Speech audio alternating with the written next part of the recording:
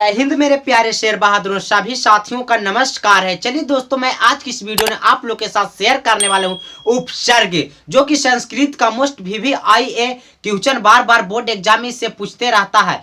चलिए दोस्तों, करते हैं फटाफट वीडियो को स्टार्ट। दोस्तों, इससे पहले अगर हमारा चैनल पर आप पहली बार आए तो भाई को सपोर्ट कर सकते हैं, वीडियो को लाइक करके चैनल को सब्सक्राइब करके बगल वाला घंटी भी बजा दीजिएगा।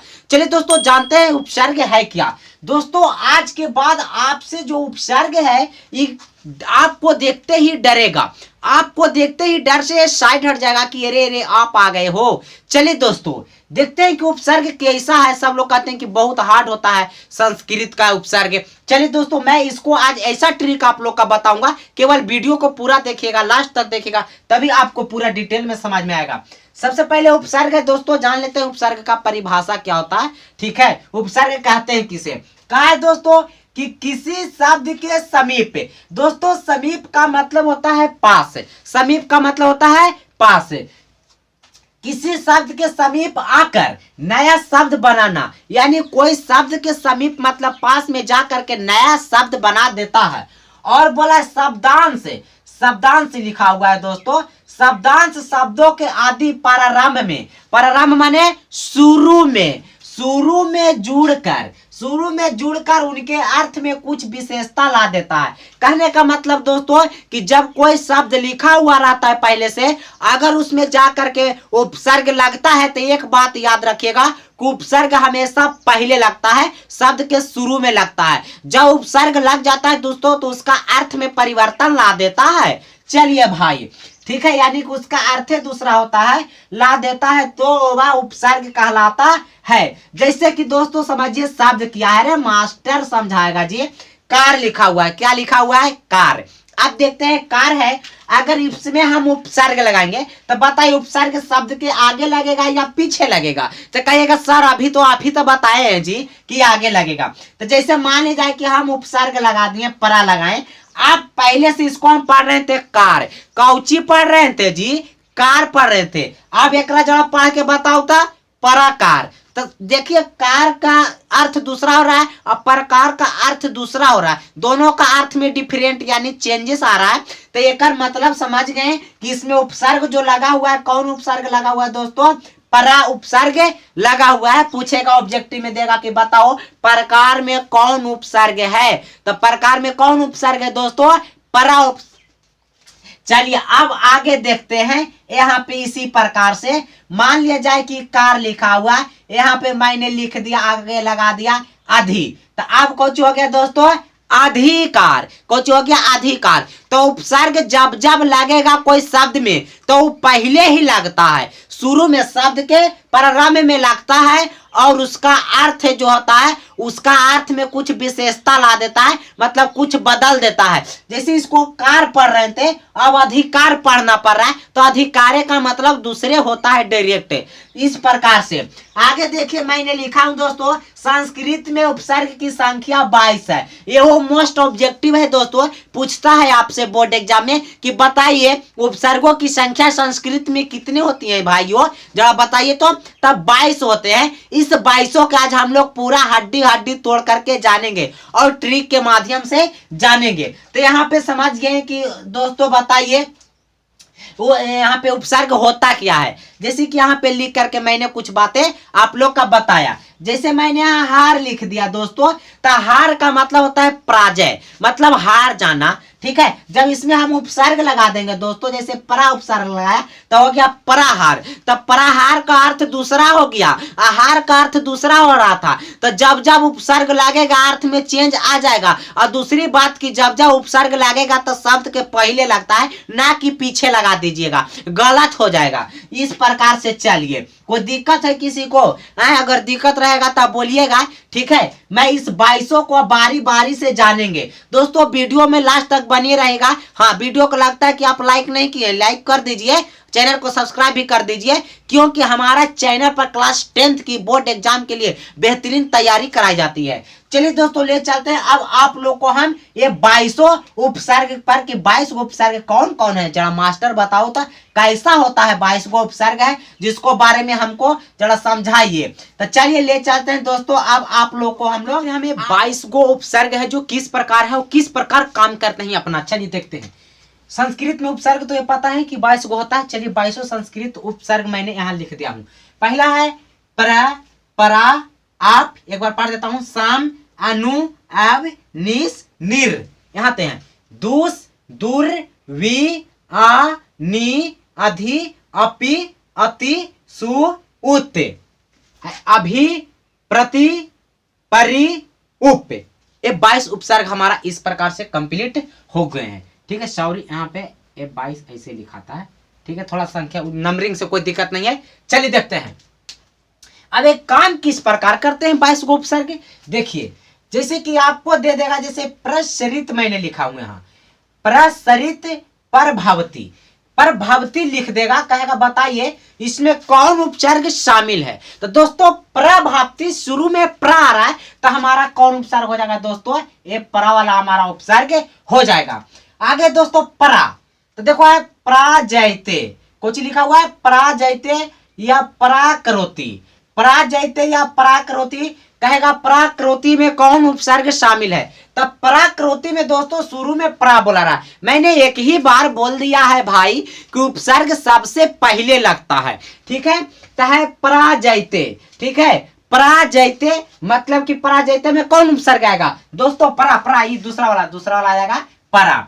दोस्तों आगे है अपनैति, अपनैति या अपहरित, अपहरित या अपनैति, दो वर्ड मैंने लिखा हूं। अपहरित में बताइए कौन उपसर्ग है। अरे चुटकियों में जवाब दोगे सर। चलिए देखिए यहाँ आप है, शुरू में बोला रहा है अपहरित, अपहरित, तो आप उपसर्ग होगा रे भाई।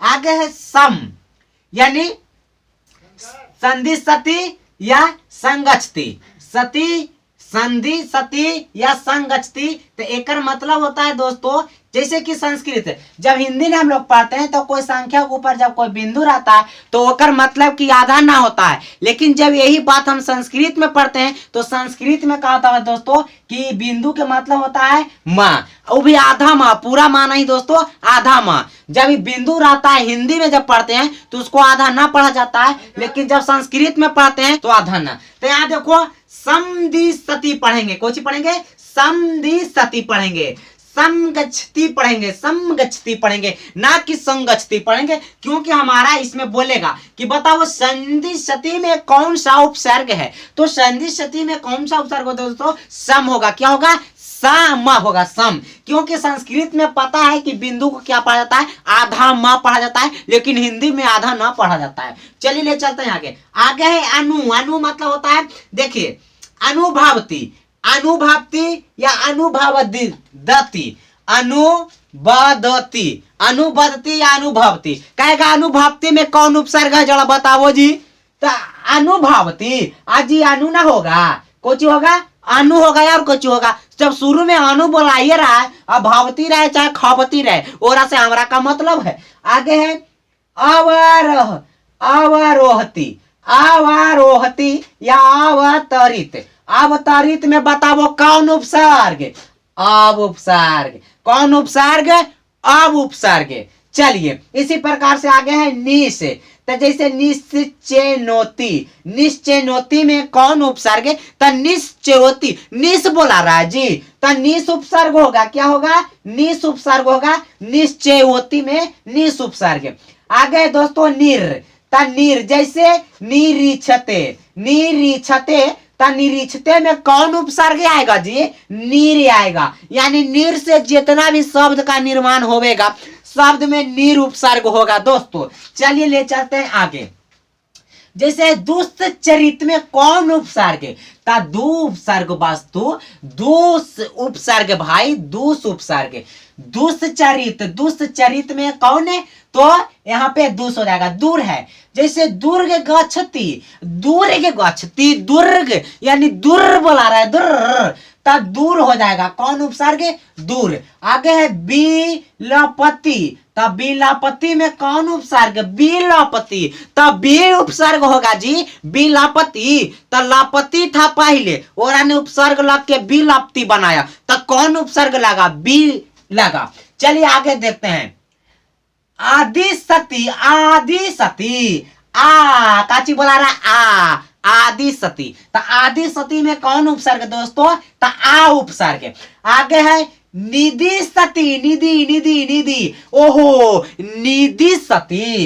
एक मतलब पहले ही बेचारा था दी सती, दी सती। एक ने कौन उपसर्ग लगा? नी। तब पूछेगा निधि सती में कौन उपसर्ग? ता नी उपसर्ग। आगे है आधी छिपती, अजी आधी छिपती मतलब छिपाना, आधी छिपती। तो आधी छिपती एक मतलब पहले था छिपती, अब ने लग गया आधी, मतलब कि आधी उपसर्ग लग गया। तो उपसर्ग दोस्तों इसमें कौन है दोस्तों? आधी है। आगे अपिधाते, अपिधाते, अपिधाते, अपिधाते में कौन उपसर्ग? अजी अपी उपसर्ग। ऐसी साफे पता चल रहा है कि धती, अपिधती, धते, धते था पहले धते, अब कुछ हो गया अपिधते। चलिए आगे अति सेते, अति सेते, अति सेते, ओहो सेते था मतलब अति सेते मतलब सोना होता है दोस्तों। तो अति उपसर्ग होगा। अरे जो पहले बोला रहा है भाई उसको मार के जल्दी से भगाओ, कंप्लीट करो। क्या इतना तुम लोग भारी समझते हो इसको? अरे कुछ नहीं है, ये खुद बोलता है कि हम एकरा में ये उपसर्ग लगल है। चलिए आगे है ये सुक्रोती लिखा है दोस्तों, आपको दिखाई नहीं दे रहा होगा ना, ये सुक्रोती लिखा हुआ है। ठीक है, देखिए इस प्रकार से लिखा हुआ है दोस्तों, सुकरोती। चलिए बताइए सुकरोती में कौन उपसर्ग है दोस्तों? सुकरोती में, अरे ये तो शुरू में सु बोला रहा है जी, अजी सु उपसर्ग होगा, सु। आगे उतरती, उतरती, उतरती, तो उतरती, उतरती, उत बोला रहा है जी, तो उत उपसर्ग हमारा इसका हो जाएगा कंप्लीट दोस्तों। आगे अभी, अभी, अभी, तो आगे देखो मैंने इसके लिए एक वर्ड लिखा हूं, अभी जानाती। अभी जानाती में कौन उपसर्ग? अजी अभी है। अरे अभी जानाती तो बोला रहा है, तो अभी ना होगा। आगे दोस्तों प्रति, प्रति, प्रति, अजी प्रति छते में, प्रति छते में कौन उपसर्ग है? प्रति छते में, तब प्रति छते में अजी प्रति होगा। क्या होगा?